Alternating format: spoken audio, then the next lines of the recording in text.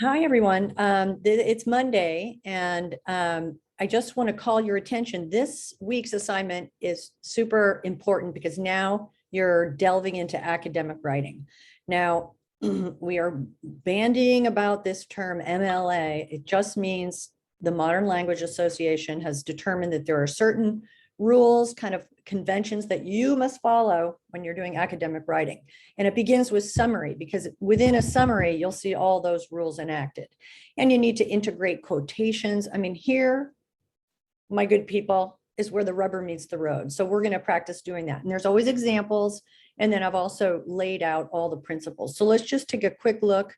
No, the other assignment is a discussion, and it has to do with reprogramming your brain. Again, we are beginning to amass different texts that you can use for your papers. So I'm going to share the screen, and we're going to look at, I'll just do the whole desktop. And we're going to look at, not that, the assignment, the summary assignment. Okay, so on the assignment, I've integrated this document, which is MLA Basics.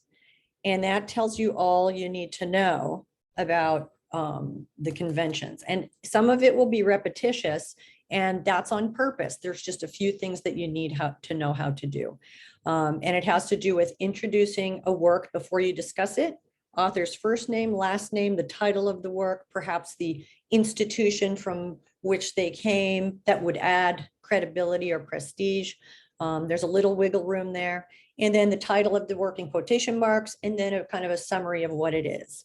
There's also, so this document you can use again and again. You can refer to this. I think it's in your navigation bar. It's here. Pay attention to this assignment and how it's done.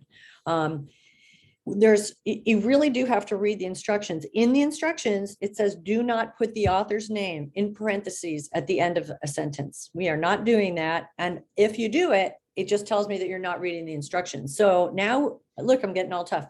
I mean business. Okay. So here, the summary guide is our slides, and you can go through. And again, I'm chattering about, what are these systems, and I'm repeating them, and I'm trying to show them to you, and you will see examples of each part. So all you need to do is write down 2 tips that you think will be helpful. And in that way of writing them down, you will hopefully get them into your mind. Like, do not put the author's name in parentheses at the end of a sentence. I mean, that's a thing, but it's not for us now. And then you're going to do your first summary for the danger of a single story. And you'll see here are instructions, the title, the credentials, the first and last name. Now, once you've introduced the author, first and last name and the title, thereafter, you're just going to be peppering in their last name. That is a convention of academic writing. And you don't call them by their first name. That's a little casual. Okay, so your opinion is not in the summary. That's another one where if you're looking at the example and you're reading the instructions, you'll realize that.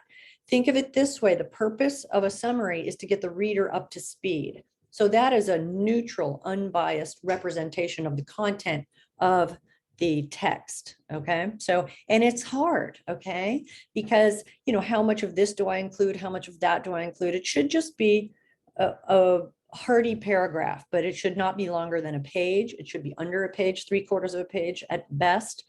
So I've given you a word count that can help you confine it, because remember, it's a summary. You're taking out, you're just doing the most important things. So as ever, the first order of business is to truly understand the text. Okay, so, we've looked at this text quite a bit, answered study questions, and you're going to look at it again, and you're going to write your summary. Your opinion is not part of it. And here's an example. Here we go. An analysis of the often overlooked complexities of stereotyping is offered in Nigerian writer, and then I put her whole name, her TED Talk, The Danger of a Single Story. Sometimes you can put the year in if you think it's relevant. On this one, I didn't think it was really relevant. In her talk, she describes, she doesn't say, she doesn't talk about, she's going to describe. And here you have, here we go. These are, we're not going to say says, states, stresses. We're going to use words like suggests, claims, describes, objects, creates an atmosphere. There's all kinds of ways to get around not making it so casual as she says and she talks about. Not that it's a complete crime, but mostly you want to elevate your summary by using words that are more descriptive than says or states. What is she stating? So again, comes back to a great understanding of the text. Okay, so I'm gonna go. So this is the MLA basics document. Again, there's another example of how to do it. But you know what I'm going to do? I'm going to not underline that for fear that you will think you have to underline it. Okay. Last thing, anybody who is not sharing these things correctly, here you go, share. And then this all comes up and I have it, anyone on the internet. So I'm good to go. Can view. I want you to view it. I don't want you to alter these documents, mess up my good work. So for you, you're going to change that. When you go to change, you'll see that you can alter the viewer to editor. So you need to make sure that it's anyone with a link can be an editor. So there's just a couple of you that are sometimes forgetting that. And once you've established that, say in a folder on your Google Drive, if you have established a folder on your Google Drive, then the share settings should be the same, but I would always check them. I check mine a lot.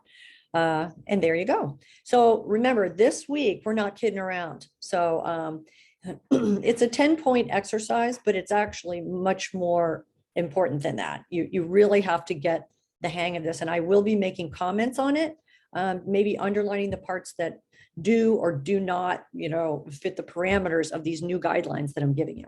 So you have examples, instructions, slides. What more can I do?